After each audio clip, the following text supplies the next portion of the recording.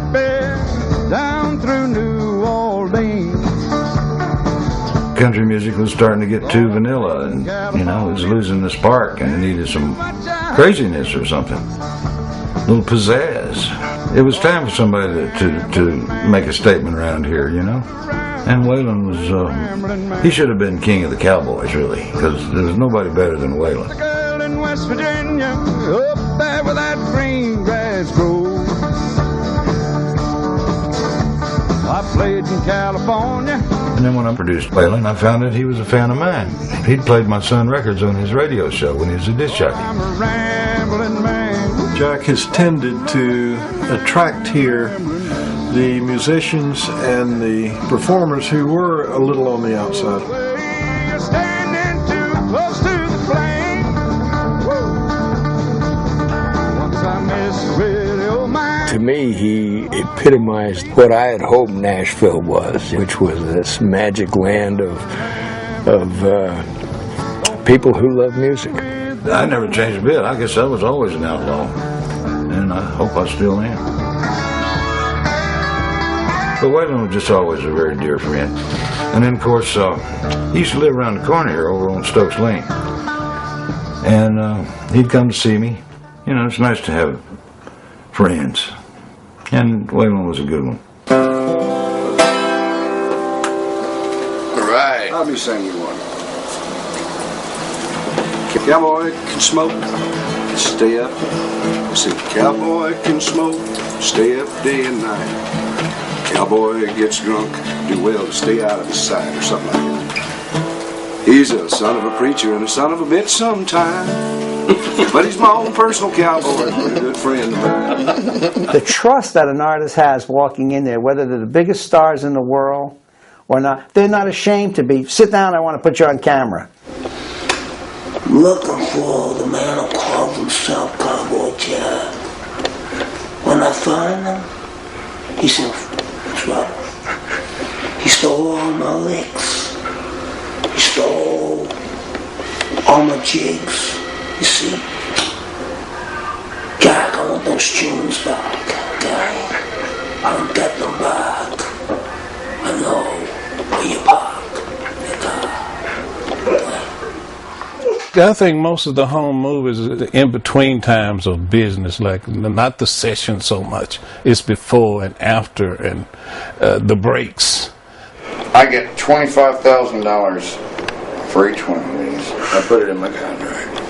I ought to get $1 million for this, man. Do you know Joe? Joe who? Oh, I'm sorry. I don't learn my lines. Have you seen Joe lately? Joe who? Joe Smith. What's that name again? Who? Joe. Joe who? Joe Smith. Never heard of. Finally got that, John. Jack recorded John, and I think there were four recordings going on at the same time. I'm not sure, but there were like a whole lot of people playing, people cooking. It was this party that went on, and whenever I'd go into town, I never knew where they were recording. It'd be like one place, no, they left here, and the bus took them there, and they're on a houseboat now, can't get out there. It was just incredible, creative merry-go-round that just kept going on. And John, I guess, was having the fun of his life. Today I walk down the street I used to wander. Yeah, shook my hand and I made myself a bed. Well, there was all these things that I don't think I remember. Hey, how lucky can one man get?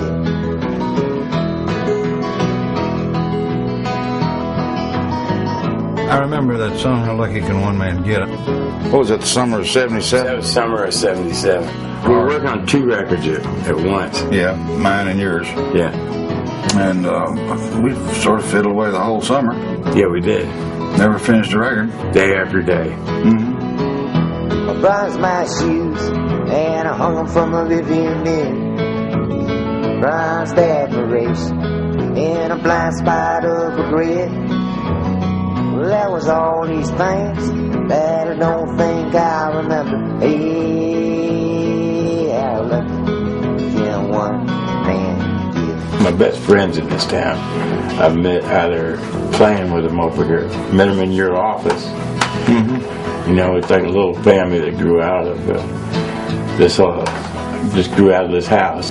This place is like a club, like a lodge. Yeah, it is. Half the people in town got keys to it. You gave me a key within the first 3 months. You gave me a key. How much like it, or I guess I'd change it. Yeah, I walk down the street I used to wind. Yeah, scratch my head and I lit my cigarette. Well, there was all these things that I don't think I'll remember. Hey, how lucky can one man get?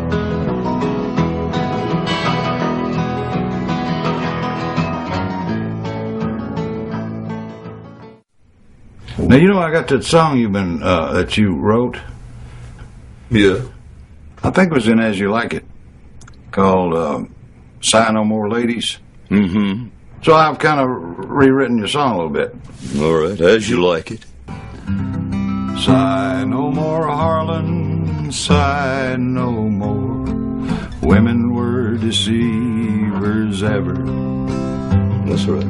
1 foot in the sea and 1 on shore. To one man constant, never. Yeah. Then sigh not so, but let them go, and be you blithe and funny, converting all your sounds of woe into songs that make some money. I don't understand a thing of it. All I know is I'm having a real good time. I'm not vaporizing, Emma. Yeah, there you go.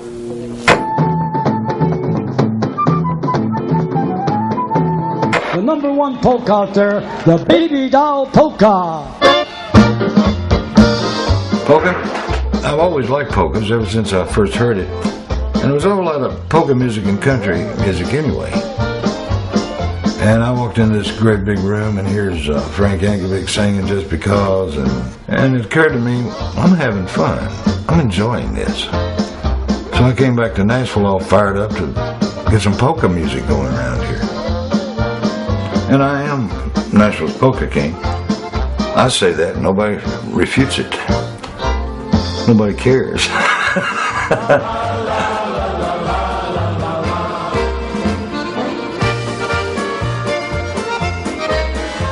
Well, there is a public jack and a private jack.